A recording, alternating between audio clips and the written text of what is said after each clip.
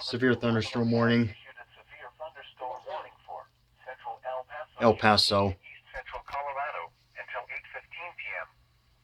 At 7:45 p.m., a severe thunderstorm was located over southwestern Colorado Springs, moving east at Yes. 30 miles an hour. I'm not going to say where the exact location because that's the rule I have. Gusts and quarter-size hail.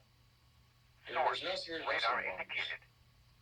Impact. Hail damage to vehicles is expected. Oh, crap. Expect wind damage to roofs, siding, and trees. No, Texas. This severe thunderstorm will be near.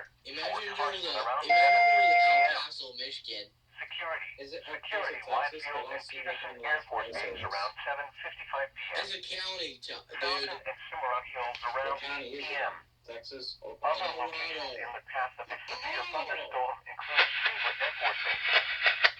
For your protection, move to an interior room on the lowest floor of a building. James is back.